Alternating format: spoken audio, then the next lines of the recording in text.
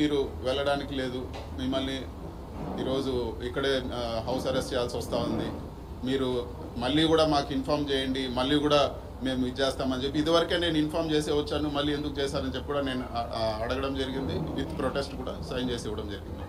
కేవలం ప్రజలకు దూరం చేయలేని కక్షతో ఈ విధంగా వ్యవహరిస్తున్నారు అనుకోవచ్చు. ఈరోజు చెట్లు నరికేస్తారు, ఈరోజు ఇల్లులు కూల్చేస్తారు. సో ఒక ప్రజాప్రతినిధిగా నేను అక్కడ పోయి ఆ ఇల్లులు కూల్చింది కానీ ఆ చెట్లు నరికించింది వాళ్ళు పరామర్శిస్తే రాష్ట్ర వ్యాప్తంగా ఈరోజు అందరూ కూడా తెలిసే పరిస్థితి ఉంది.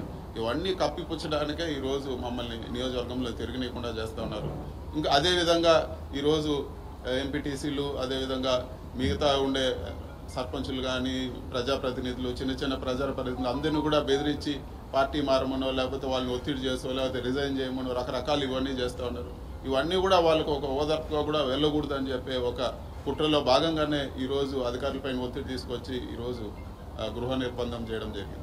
పర్టికులర్గా పొంగనూరు నియోజకవర్గం సంబంధించి కౌన్సిలర్లకు సంబంధించి ఒత్తిడి తీసుకొచ్చి మరి పార్టీ మార్పిస్తూ ఉన్నారు, భౌతిక దాడులు చేస్తున్నారు. ఏ విధంగా చూడొచ్చు? ఇది ఒకటి, ఎప్పుడు కూడా ఒక 4 నాయకులు ఉన్నా 4 నాయకులు పోయినా పెద్ద తేడా పడదు. ప్రజల్లో ఈరోజు వేయాలనుకుంటే ఖచ్చితంగా ఆ పార్టీ గెలుస్తుంది. సో వీళ్ళు అనుకున్నట్లు ఏదో ఒక 4గురిని ఒత్తిడి చేసో ప్రలోభాలు పెట్టో బెదిరించో 4గురిని పార్టీ మార్చినంత మాత్రాన ఒరిగేది ఏం లేదు. ఈ 4 కాకపోతే ఇంకొక 4 డెవలప్ చేస్తాం. ఇది వరకు 23 ఎమ్మెల్యేలు తీసుకుపోయి మళ్ళీ వైఎస్ఆర్ కాంగ్రెస్ పార్టీ అధికారంలోకి రావడం జరిగింది. ఆ 23 నియోజకవర్గాలు కూడా గెలవడం జరిగింది.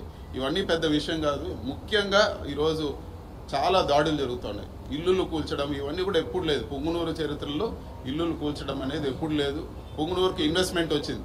బస్సుల ఫ్యాక్టరీ ఈరోజు జర్మనీ వాళ్ళు పెట్టడానికి వచ్చారు. ఈరోజు వాళ్ళు సందిగ్ధంలో పడ్డారు.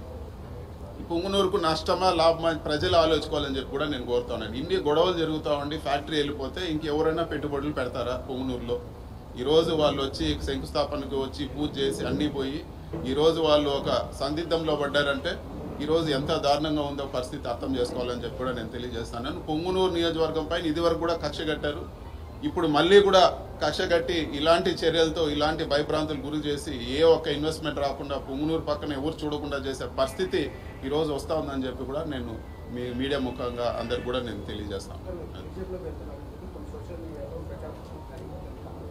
అది బుద్ధి లేని వెధవలు చెప్తూ ఉంటారు. దాని గురించి పట్టించుకోవాల్సిన పని లేదు. దాని గురించి అసలు వివరణ ఇవ్వాల్సిన పని కూడా లేదు.